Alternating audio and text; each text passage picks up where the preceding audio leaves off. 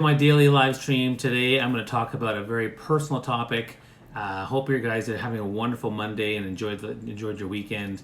I think for me, I'm sharing something personal today, so hopefully you're cool with that, and hopefully there's lessons we can apply to our professional and personal lives. But today I'm going to talk about dealing with setbacks, particularly when it comes to your health, and also a little bit of some of my learnings and challenges with the Keto Life Challenge that I've been doing for 30 days. 30 days, and then I did another one for 21 days, and then also doing it again. So, but that said, if you are joining me for this live stream, please, by all means, comment below. Let me know where you're from. Let me know kind of where you're tuning in from, and then if you want to engage the people there, you can ask questions. You can certainly share your comments. You can talk to people that are on the feed. You can certainly share, who and what you are trying to do with your work and your type of stuff, and again, I'm happy to get and entertain any comments that people want to share. So that's what I'm here today to do.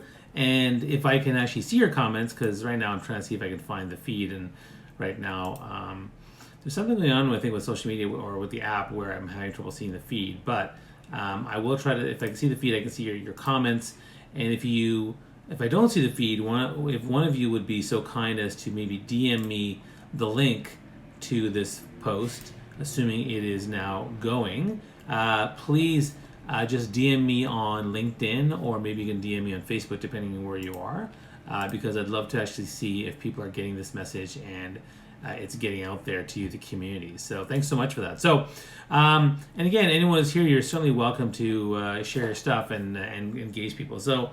One of the things that I want to start with is actually just talking about the situation. So the short answer, or actually, the story really is this: that I've been trying to work on my health and my weight for a long, long time, and I think over the years I've tried different things. And in 2013, I started a project called #FitMyLife, and the whole idea was I wanted to get more fit in my life. And ultimately, I also struggled to make everything fit in my life. So, the life of a parent, an entrepreneur, a social person, a social media influencer, trying to get fit and healthy, trying to, shop and cook and all that kind of stuff. Fitting everything in your life is always a challenge, I think, for all of us. And so that double entendre hashtag was a great thing. We started a Facebook group, and we started, sharing our journeys and challenges. And then over the years, I did various things. I worked with a fitness trainer. I worked with a nutritionist. I did lots of different things with that journey. I tried, trying to create some accountability. I created that group. I did weight loss challenges, mostly talking about mindset and trying to build sustainability and being kind of open to the idea that, look, the struggle is real. And for me personally, I was struggling because of what I would say was binge eating. So for me, I had trouble with actually getting into speed with just getting my hunger under control. I actually did too, like I was a binge eater. I was a food addict. I went to see a counselor about that to try to figure that out, and in the process, learned a lot about how I work and how my mind works around food. And so trying to get over that was also was actually quite difficult. So for me, that's also a big challenge for me. So that's something I've been trying to work on for a while. And in the process, again, trying to figure out stuff out was also a bit of a challenge. And it's been a great journey. But what I can tell you is that, and people suggest everything. Right, Bobby, give up gluten. Bobby, try these protein shakes or this shake program. Bobby, try keto, paleo, the Mediterranean diet, Atkins, Weight Watchers, all these different ones. And I can tell you that one of the biggest things when everyone gives you all this conflicting advice, one of the things that I'd start off with was what advice did everyone agree on? So number one, drink more water. No problem, I'll drink more water. Number two, get lots of sleep. Okay, working on the sleep. I like that. These are things that people. Number three, really, get a support group, get accountability. So that's something that I did, and a lot of people were were saying that that's a really good thing. Okay, fine. So these are things I'll do. The other ones, I was not so much into doing them because you don't know whether they're validated, whether they're tested, and things like that. I understand the importance of diet, but for me, one of the things I'm trying to do is I'm trying to create something that's sustainable. And what that means is if I can't sustain it for long term, what's the point? Certainly, I can certainly do a diet, but a diet is not sustainable. What I want to create is something where I can actually do the things that I want to do to within a certain point, and not have to give up stuff. So this idea of giving up things was something that I struggled with. I didn't think that was the way I wanted to go. Now, one of the ones that was pitched to me over the years, and I kept yo-yoing. So I lost weight, I gained weight, lost weight, gained weight. So I started out at around 288 pounds, and then I got to a point where I was around 250, and that was good, but I couldn't seem to get below that. And I tried getting lower, and I would go down 15, 20 pounds, but I'd yo-yo back up. And then at a certain point earlier this year, I was going up to 260. And I was like, oh man, I'm going back to the same old stuff, and I need to figure this out. So I decided to try something that I hadn't done before, which was keto. Now, the reason why I've avoided keto is because, number one, I didn't see as much medical and research-driven information about the benefits of it. Was one reason. There is some great stuff on it, which is fine, but not enough that I felt really comfortable. Number two, the idea of giving up carbs was really, really difficult. I understand the importance of giving up sugar. I get that part. But giving up carbs like rice, pasta, bread, like these are the three of the things I love in my life. So creating a lifestyle around that didn't make sense to me. Although I do know people who've done this and they've done it with success, which is great. So good for them. But for me, I just didn't. And so for me, my limiting belief was like, well, why should I do this if I can't create a mindset? A sustainable lifestyle with this. But what I did was I said, let me just do a 30-day challenge, and I'll invite people to join me. I'll just do 30 days, because 30 days is easy, because if it sucks or I hate it or whatever, I can give it up, right? And that's what I'll do. And I'll just try it for 30 days, because what's 30 days? I mean, the worst case happens, I try it, it works in some ways, tries losing weight, I miss my bread and pasta for 30 days, and I go back to eating that stuff again. So I did that. So I did it for 30 days, and for the most part, I was pretty good. The first few days was hard, I was learning a little bit about the stuff I wanted to give up and how to adjust things. Like tea was something that I loved drinking, and I started switching from sugar to stevia, and then switching from milk to like cream, and eventually I was like, this is just kind of ridiculous. Let me just give up caffeine too. So I gave up caffeine as well for 30 days.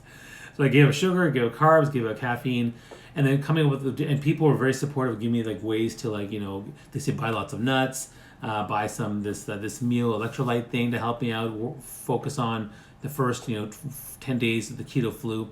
And I can tell you the first 10 days was very hard. I had headaches and fatigue and what's called the keto flu. And I think most people give up. But I was like, no, I'll just do 30 days. And once I got past the 10 days, things started to happen. Now the best thing I can tell you that happened, and again, if people are seeing this, I still can't see the feed, DM me the link so that I actually can just see it, because one person sent me the link, but it didn't work. So I don't know why I can't see the link, but I will keep trying to see the link if I can. But send me the link, and that way maybe I can get a chance to see what your comments are saying.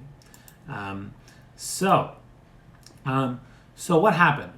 Well, so what happened was essentially after 10 days, my hunger went down. And this is where my other limiting belief was. People are saying, well, if you just do it, your hunger will go down. And I was like, yeah, but I'm a binge eater. I'm a food addict.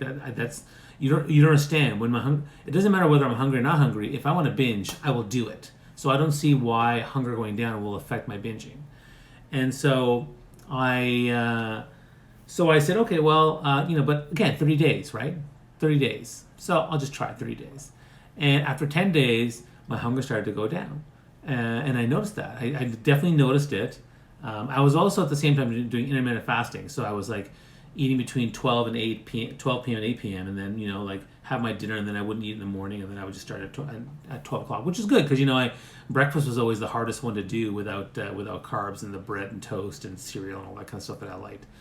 And I don't eat eggs, I'm allergic. So that was always a big challenge for me. So what I did was, as the hunger went down, and then that's when the pounds started really and it became a stark difference. Number one, the amount of food I was able to eat, I was probably reduced to like a third, even a quarter of what I would eat. I would get by with, honestly, like a small salad and a couple pieces of chicken, and I was fine for the rest of the day until dinner time. It kind of blew my mind. I'd snack on nuts. I'd snack on a few, healthy grilled veggies and things like that. But it was actually quite amazing how the hunger went down, and that's when really the change started to happen. The weight came off. I started feeling more energetic. My blood sugar went down. I'm diabetic, so I often check my blood sugar with my kit here for my glucometer, and my blood sugar went down too. So like things started really happening. And the leaving the sugar thing also is a really great thing. So like the fact that, I mean, we went camping and everyone went for ice cream, and I just sat there like, I won't have ice cream, because I was very determined to get through the 30 days, right? And so after that happened, it went really well. And I can tell you, the first 30 days, I lost 23 pounds, which is actually a lot. You shouldn't lose that much weight. But for a big guy like myself, and for something I'm starting right away, it's fine. It's normal. Like I see that happening sometimes, so I totally get that happening. So it's totally fine. And then after 30 days, I was like, what am I going to do next? And some keto enthusiasts are like, no, you got to stick with it to make it a lifestyle. I'm like, no, first off, I'm not going to make it a lifestyle, because as much as I love the weight loss, I definitely want to bring back carbs in my life. Most people are very supportive. Some people are like, why would you want to do that? Well, because I want to live the best life I can for me. Everyone else is different. But in terms of losing weight, and I also was fine with, I'm happy to give up sugar. Like, now that doesn't mean I give up sugar forever. If there's like a wedding or some, like my kid's birthday party, and we all happen to have ice cream once a year or once, every 3-4 months, I see nothing wrong with that. But in general, sugar will be out of my life, which is great. The carbs, I was like, no, I think I want to have some sometimes. So after I finished the 30 days, I then went into, and again, if you're seeing this thing and you have comments, you have questions, comment below. I can't see the feed right now, but if someone wants to DM me the link again, maybe the link will work and I can see it. But I see that it's working, but I can't seem to see it on the other platform. So please DM me the link. So a couple things that happened. So then I decided to get off it because I was traveling, and I decided to slowly integrate some carbs back into my life. And what was so a few other things happened. So number one, my appetite was low, which is great, because even when I did want to eat carbs like rice or bread or pasta, I was still eating very small quantities, which was still great for my weight loss. So I took 10